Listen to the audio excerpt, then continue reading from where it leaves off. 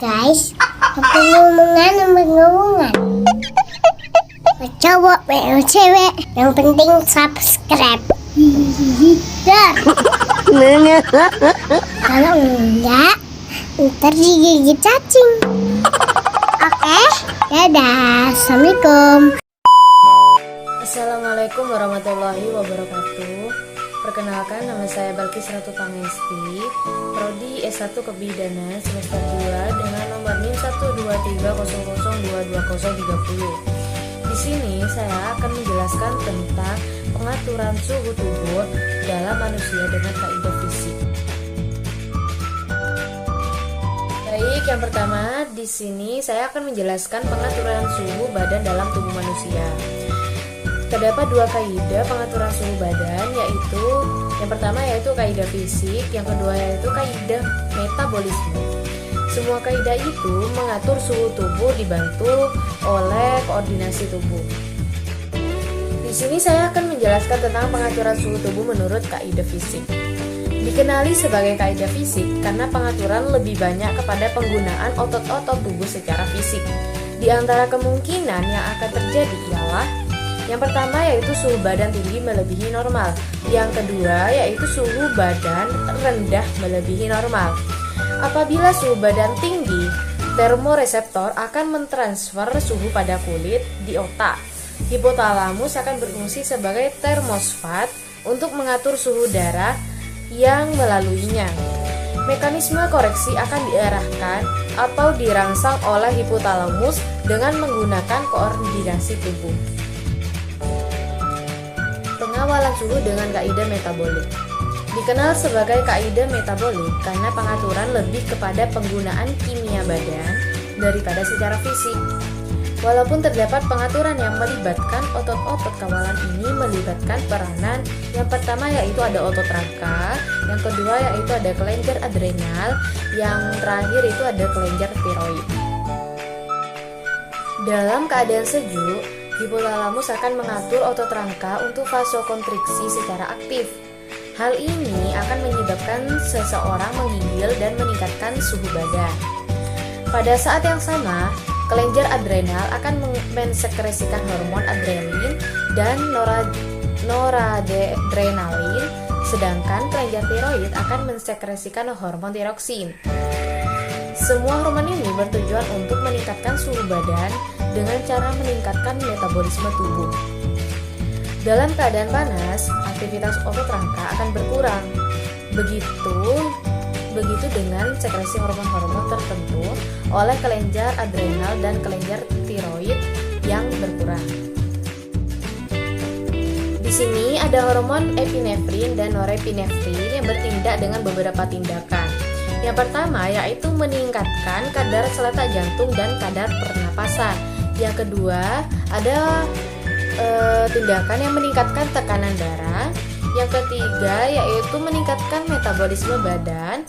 Dan yang terakhir yaitu meningkatkan kadar gula darah dengan merangsang perubahan glikogen ke glukosa. Pengaturan kadar gula sedikit dalam darah atau glukosa, di antara kemungkinan yang mungkin terjadi ialah yang pertama yaitu kadar gula sedikit atau glukosa terlampau banyak. Yang kedua yaitu kadar gula sedikit atau glukosa terlampau sedikit. Apabila kadar glukosa terlampau banyak, lebih dari jumlah normal, sel beta pada pulau Langerhans akan mensekresikan lebih banyak hormon insulin. Kadar glukosa dalam darah akan menurun. Proses ini akan berlanjut hingga kadar glukosa dalam darah berada pada jumlah yang normal. Fungsi hormon insulin ialah yang pertama yaitu merangsang pengubahan glukosa ke glikogen untuk disimpan dalam hati. Yang kedua yaitu merangsang oksidasi glukosa untuk tujuan respirasi dalam sel. Apabila kadar glukosa terlampau rendah, kurang dari jumlah normal, sel kelenjar pulau-pulau Langerhans akan mensekresikan lebih banyak hormon. Kadar glukosa dalam darah akan naik. Proses ini akan berlanjut sehingga kadar glukosa dalam darah berada pada jumlah yang normal. Fungsi hormon glukagon ialah untuk merangsang pengubahan glikogen ke glukosa dalam darah. Nah, yang mempengaruhi suhu tubuh adalah kecepatan metabolisme basal. Kecepatan metabolisme basal tiap individu itu berbeda-beda.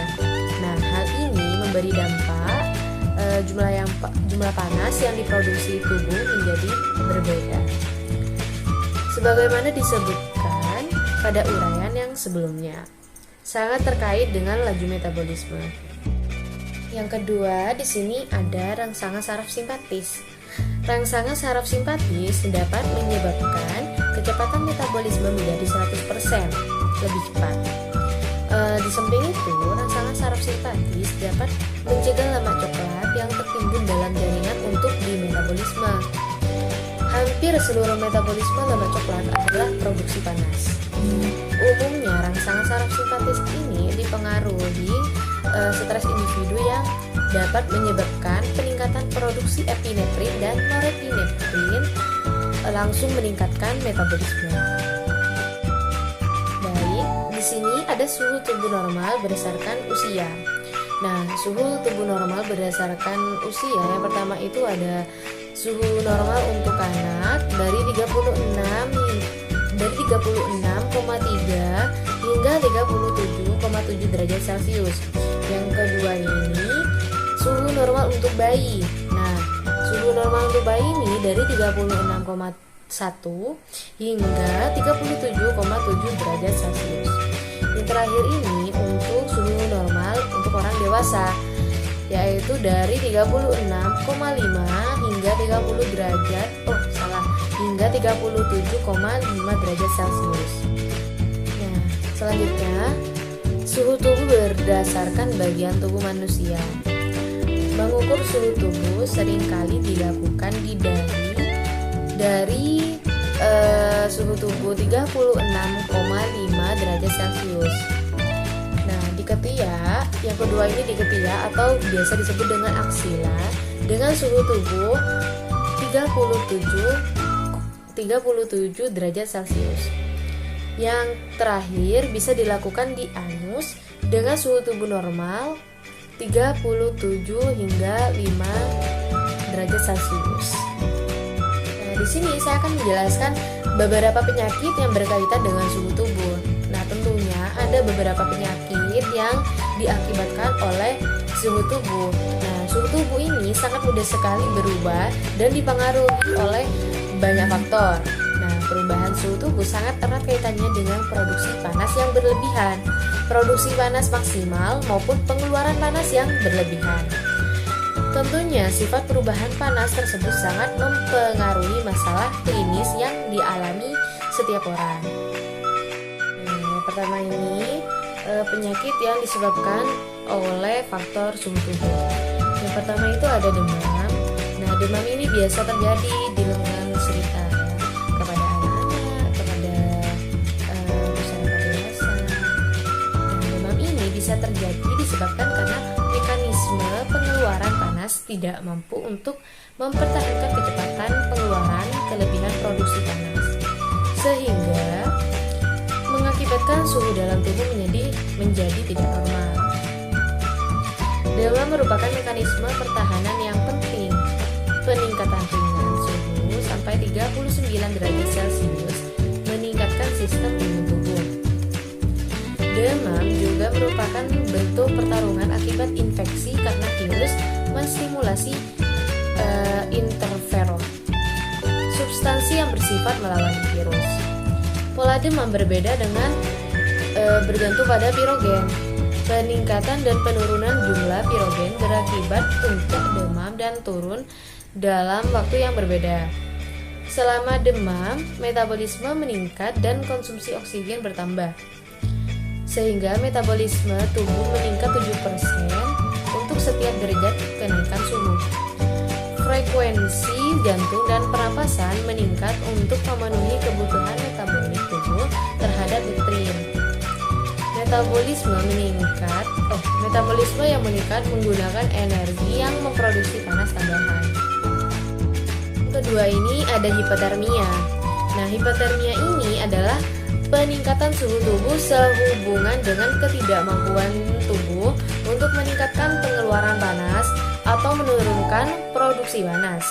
Nah, setiap penyakit atau trauma pada hipotalamus dapat mempengaruhi mekanisme pengeluaran panas. Hipotermia malignan adalah kondisi bawaan di mana tidak dapat mengontrol produksi panas yang terjadi ketika orang yang rentan menggunakan obat-obatan anestetik tertentu. Nah, yang ketiga ini ada hipotermia. Hipotermia ini hampir sama ya dengan hipotermia. Akan tetapi hipotermia ini penurunan suhu tubuh secara drastis yang berpotensi berbahaya. Penyebab yang paling umum adalah berada di lingkungan bersuhu dingin dalam waktu yang lama. Pengeluaran panas akibat paparan terus-menerus terhadap dingin mempengaruhi kemampuan tubuh untuk memproduksi panas sehingga akan mengakibatkan hipotermia. Hipotermia juga dapat disebabkan oleh hal-hal di luar penyakit. Contohnya termasuk paparan dingin atau aktivitas fisik yang ekstrim. Hipotermia diklasifikasikan melalui pengukuran suhu inti. Yang pertama itu ada ringan dengan suhu tubuh 33 hingga 36 derajat Celcius. Yang kedua ini dengan suhu sedang 30 derajat Celcius hingga 330 derajat Celcius. Yang ketiga itu ada berat dari 27 hingga 30 derajat Celcius. Nah, yang terakhir itu ada sangat berat, kurang dari 30 derajat Celcius. Hipotermia aksidental biasanya terjadi secara berangsur dan tidak diketahui selama beberapa jam. Ketika suhu tubuh turun menjadi 35 derajat Celcius, orang yang mengalami hipotermia akan mengalami gemetar yang tidak terkontrol. Nah, hilang ikatan, depresi, dan tidak mampu menilai. Jika suhu tubuh turun di bawah 34,4 derajat Celcius, frekuensi jantung, pernapasan, dan tekanan darah akan menurun. Jika hipotermia terus berlangsung, distremia jantung akan berlangsung, kehilangan kesadaran, dan tidak responsif terhadap stimulus nyeri. Nah, apa itu hipotermia? Hipotermia adalah suatu kondisi ketika mekanisme tubuh untuk pengaturan suhu kesulitan mengatasi tekanan suhu dingin. Contohnya di gambar ini.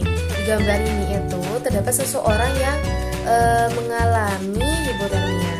Hipotermia sendiri itu terbagi ke dalam beberapa fase atau stadium. Gejalanya mulai dari pusing, menggigil, hingga halusinasi layaknya orang yang tengah kesurupan. Nah, meski berawal dari gejala yang ringan, penyakit ini dapat banyak menyebabkan kematian. Mungkin di beberapa sekitar kita itu banyak mengalami hipotermia hingga berujung kematian seperti itu. Nah, biasanya suhu bagian dalam tubuh di bawah 35 derajat Celcius atau 95 derajat Fahrenheit. Nah, di sini di bawah ini ada pertolongan pertama untuk orang yang mengalami hipotermia. Nah, yang keempat ini ada kelelahan akibat panas. Tak banyak juga orang itu sakit akibat kelelahan akibat terkena paparan panas matahari seperti itu. Nah, heat exhaustion adalah kelelahan yang muncul setelah tubuh terkena suhu tinggi.